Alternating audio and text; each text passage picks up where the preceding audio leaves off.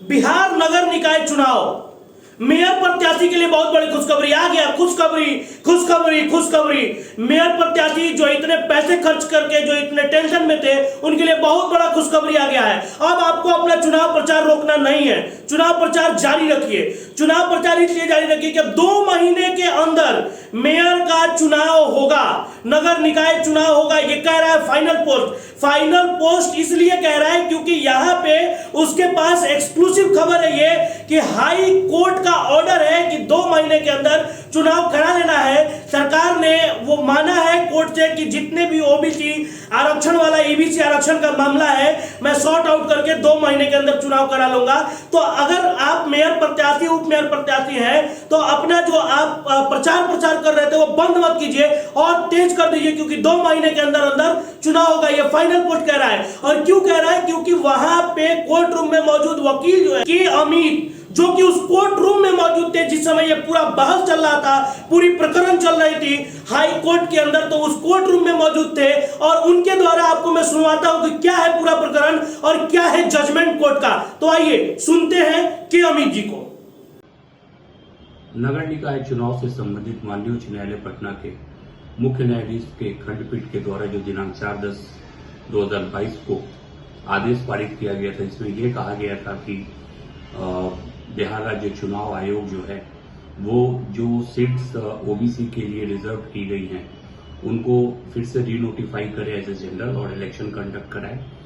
और साथ ही साथ स्टेट गवर्नमेंट को डायरेक्शन हुआ था कि वो माननीय सर्वोच्च न्यायालय के आदेश के अनुरूप में एक डेडिकेटेड कमीशन का गठन करे जो ईबीसी के पॉलिटिकल बैकवर्डनेस की जांच करे, एम्पेरिकल स्टडी वगैरह करके, और रिकमेंड करे कि ईबीसी को कितना जो है रिजर्वेशन मिलना चाहिए।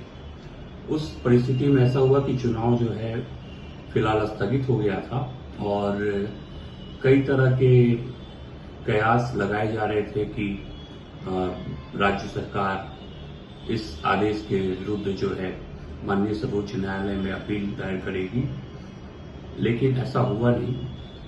राज्य सरकार और साथ ही साथ स्टेट इलेक्शन कमीशन ने माननीय उच्च न्यायालय पटना में ही एक अलग अलग दोनों ने सिविल रिव्यू फाइल किया था, जिसको लेकर आज सुनवाई हुई है। सिविल रिव्यू का मतलब यह था कि जो आदेश पारित किया गया था माननीय उच्च न्यायालय पटना द्वारा अपने न्याय निर्णय पर पुनः विचार करें।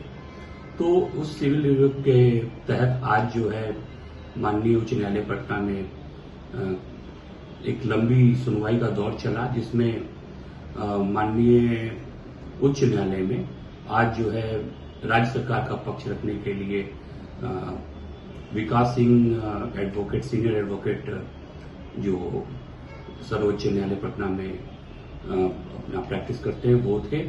और स्टेट इलेक्शन कमीशन का पॉइंट रखने के लिए राकेश द्विवेदी साहब, वो भी एक सीनियर एडवोकेट हैं, उन्होंने स्टेट इलेक्शन कमीशन का पक्ष रखा।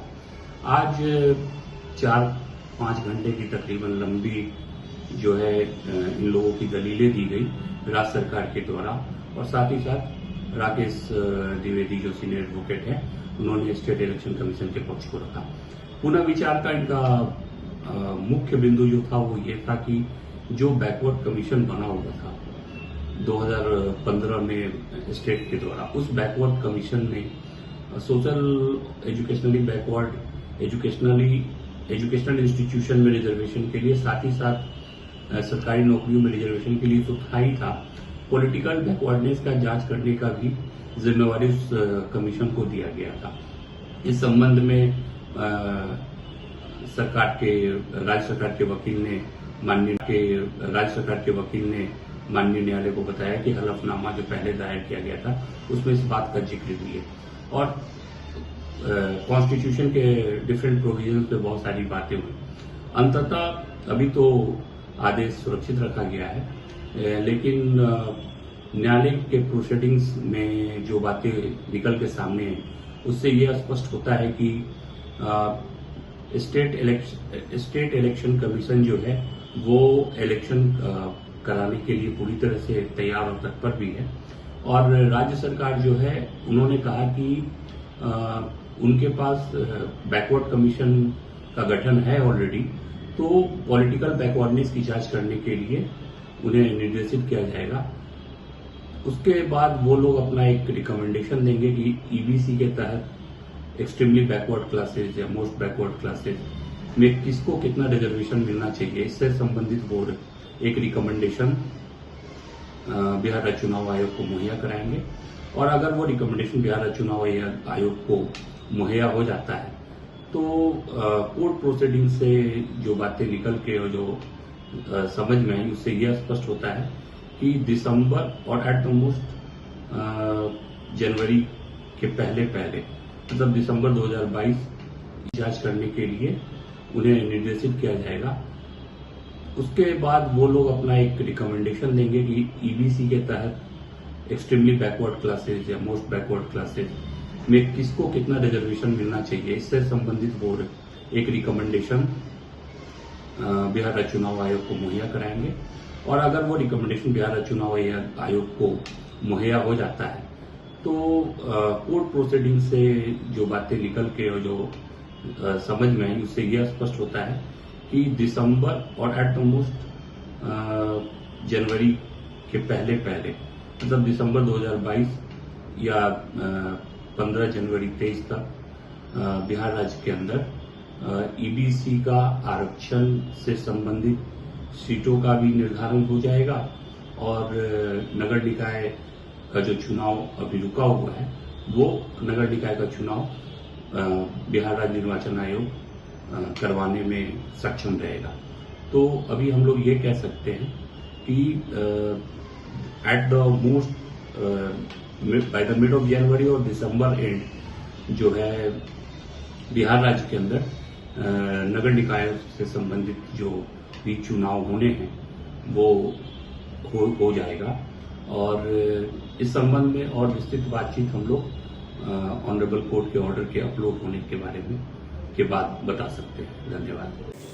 तो अब आपने देखा कि वकील साहब क्या कह रहे थे। वकील साहब वही कह रहे थे जो मैं कह रहा हूं कि 2 महीने के अंदर चुनाव हो जाएगा और ये जजमेंट जो है कल तक आपको हाई कोर्ट के वेबसाइट पे अपलोड हो जाएगा। लेकिन उससे पहले फाइनल पोस्ट आपको बता रहा है कि अब आपके पास मात्र 2 महीने हैं। तो अब मेयर प्रत्याशी उप मेयर प्रत्याशी लग जाए चुनाव में, कोई देरी ना करे, कोई मायूस होने की जरूरत नहीं है। 2 दिन के अंदर आपको यह जजमेंट भी मिल जाएगा उस हाई कोर्ट की वेबसाइट पे। तो आप कर ले तैयारी और चल दे चुनाव मैदान में खड़े हो जाए, क्योंकि अब आपको 2 महीने के अंदर चुनाव कराना है। हाई कोर्ट का ये जजमेंट है। तो आप देख रहे थे फाइनल पोस्ट। ऐसे ही एक्सक्लूसिव खबरों के लिए बने रहे फाइनल पोस्ट के साथ। अगर आपको यह खबर कैसा लगा इसका जवाब आप हमारे कमेंट बॉक्स में दे सकते हैं। अगर आपको खबर अच्छा लगा तो लाइक करें, सब्सक्राइब करें और शेयर भी कर दें ताकि और लोगों तक पहुंच जाए ये खबर। बहुत बहुत धन्यवाद। देखते रहिए फाइनल पोस्ट।